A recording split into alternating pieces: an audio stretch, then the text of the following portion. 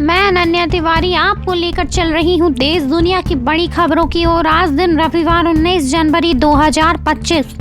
Kolkata doctor से दुष्कर्म हत्या में संजय दोषी सजा काल।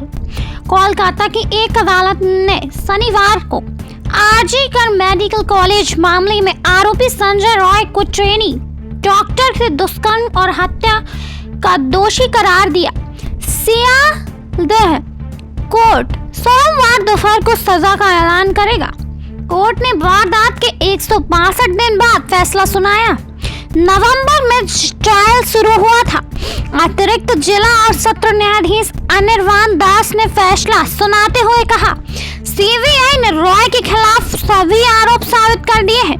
वहीं रॉय ने दावा किया है कि उसे फंसाया गया है। रॉय ने कहा, मैं रुद्राक्ष की माला पहनता हूं। अगर मैंने अपराध किया होता तो यह टूट जाती। इस मामले में मौजूदा कानून के तहत मौत या आजीवन कारावास की सजा का प्रावधान है। फैसले के बाद पीड़िता के माता पिता ने कहा कि अदालत ने उनके विश्वास का सम्मान किया है। रेवड़ियों पर घूम रहा चुनाव, 16 लाख झुकी वोटर्स अहम। नई दिल्ली चुनाव की नब्ज परखने पहुंचे तो हमने शुरुआत काल काजी के कृष्णा मार्केट से की। इस सीट से मुख्यमंत्री आतिशी चुनाव लड़ रहे हैं। यहाँ भाजपा की चुनौती देता आपका होर्डिंग नजर आ रहा है। लिखा है, दिल्ली का सीएम कौन, केजरीवाल या गाली गलौज पार्टी। कुछ ही देर पर बिलबोर्ड पार्टी पर पीएम नरेंद्र मोदी की तस्वीर के साथ लिखा है, साबरमती को साफ किया, अब यमुना की बारी है। आगे राहुल गांधी की फोटो वाले पोस्टर में लिखा है, 10 साल से रुके विकास को बढ़ाने के लिए कांग्रेस जरूरी। तीनों पार्टियां मतदाताओं को रिझाने के लिए खुलकर घोषणाएं कर रही हैं। हालत यह है कि पूरा चुनाव इन्हीं रेवड़ियों के इर्द गिर्द घूम रहा है। मध्य प्रदेश की लाडली बहन व महाराष्ट्र की लाड़की बहन से जीतकर सफल फॉर्मूला मिलने के बाद महिलाओं पर तीनों दलों ने खास फोकस किया है। दिल्ली में इस बार भी सीधी लड़ाई आप और भाजपा के बीच दिख रही है।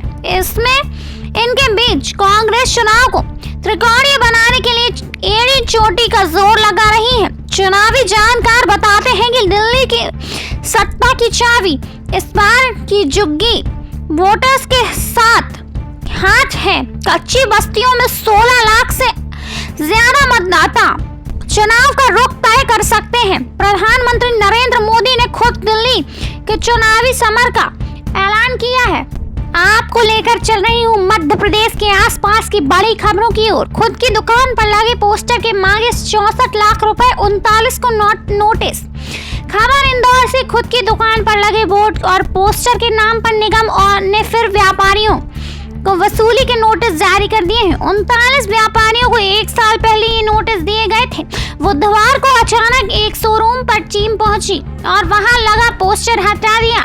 व्यापारियों के कड़े विरोध के बाद करीब 2 साल पहले निगम के इससे हाथ खींच लिए थे।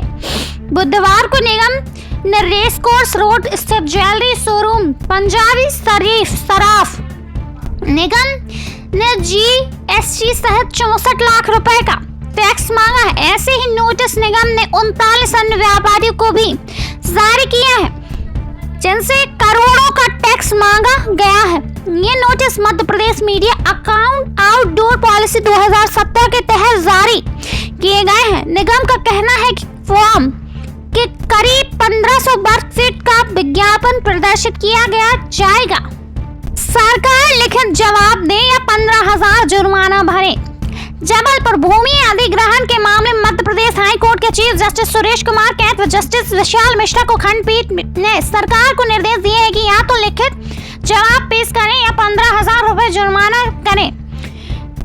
नर्मदा और से अधिवक्ता श्रेयस पंडित व राहुल दिवाकर ने पक्ष रखा। उन्होंने दलील दी कि भूमि अधिग्रहण के लिए वर्ष 2013 में नया अधिग्रहण अधिनियम लागू किया गया है।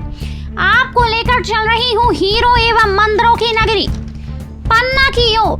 पन्ना से बड़ी खबरें। परेशानी। विद्युत सब स्टेशन प्रारंभ होने के बाद भी बिजली की समस्या से जूझ रहे हैं ग्रामीण। पहाड़ी खेरा।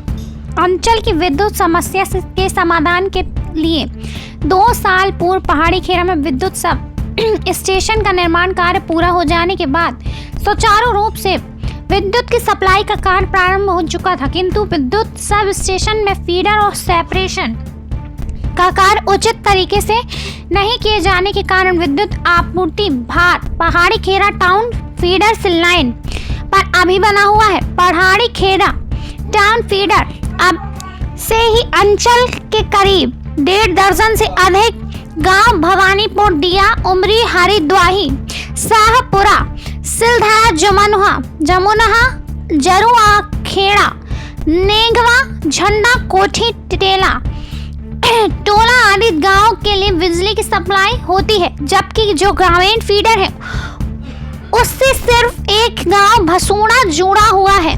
पहाड़ी खेड़ा टाउन विद्युत फीडर से पहाड़ी खेड़ा कस्बा सहित लगभग सभी गांव जोड़ दिए गए हैं, जिससे पहाड़ी खेड़ा टाउन फीडर लाइन में विद्युत का लोड अधिक हो गया है और विद्युत ट्रिपिंग के चलते आए दिन लाइन फॉल्ट की समस्या का सामना पहाड़ी खेड़ा कस्बा से अंचल के गांव को करना पड़ता है। टाइफाइड के इलाज का भुगतान नहीं दे रही स्टार हेल्थ इंश्योरेंस कंपनी।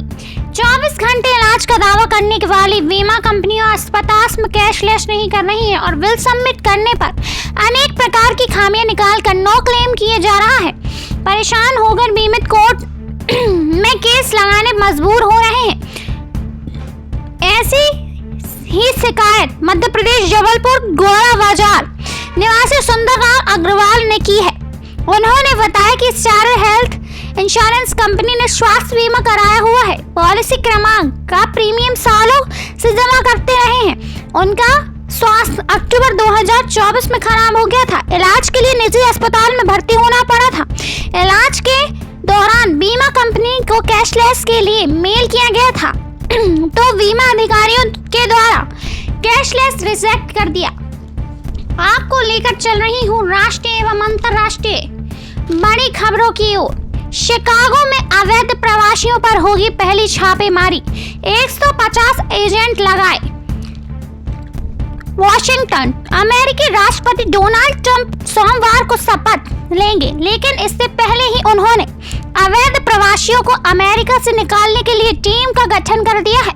शपथ के अगले दिन उनकी टीम ट्रंप के बहुचर्चित चुनावी वादे से लागू करना शुरू कर देगी। सूत्रों के अनुसार टीम मंगलवार को शिकागो में पहली रेड कर अवैध प्रवासियों को गिरफ्तार करना शुरू करेगी। इस टीम में 150 एजेंट्स हैं। इसके अलावा ट्रंप प्रशासन ने 1000 एजेंट्स को अलर्ट मोड पर रहने का आदेश दिया है। इमिग्रेशन का कस्टम विभाग ने इस अभियान का नाम ऑपरेशन सेफगार्ड रखा है। डिपार्टेशन प्लान पर बात करते हुए Namit border jar team Tom human ने कहा कि ट्रंप की ने शपथ लेते ही देश भर में छापेमारी शुरू हो जाएगी। कंपनियां पर भी बड़े पैमाने पर छापेमारी करेगी जो अवैध प्रवासियों को काम पर रखते। राष्ट्रपति बाइडेन ने ऐसी प्रथा पर रोक लगा दी है। 200 रुपए ना देने पर दोस्त को चाकू मारकर हत्या की। आरोपी का शराब पीने के दौरान हुआ था झगड़ा। शराब को लेकर हुए झगड़े में एक व्यक्ति ने अपने ही दोस्त की चाकू से हमला कर दिया। मृतक की पहचान राजेंद्र कुमार निवासी राजपुरा हाल आबाद गांव भगड़ाना के तौर पर हुई है। मृतक की पत्नी ने बताया कि उसका पति कबाड़ का कार्य करता था तथा गांव में एक सुल्तान नाम का व्यक्ति घूमता रहता था जिससे उसकी पहचान भी थी। उसका पति शराब पीने का आदी था। बुधवार को वह सुल्तान के साथ एक दुकान के आगे शराब पी रहे थे। जब शराब की बोतल खत्म हो गई तो सुल्तान और शराब की मांग करने लगा तथा पति से 200 रुपए की मांग की। जब उसके पति ने पैसे देने से इनकार कर दिया तो झगड़ा शुरू कर दिया गया तथा नशे में जेब से चाकू निकालकर उस पर घोंप दी गई। दोस्तों, यह थे आज के मुख्य एवं प्रमुख समाचार। आप देख एवं सुन रहे थे न्यूज़ 9 लॉन्चर पर देश दुनिया की बड़ी खबरें। देखते रहें, बने रहें। हमें लाइक करें, सब्सक्राइब करें, साथ ही ज्वाइन बटन के माध्यम से आप हमारे न्यूज 9 लॉन्चर की सदस्यता लें। धन्यवाद।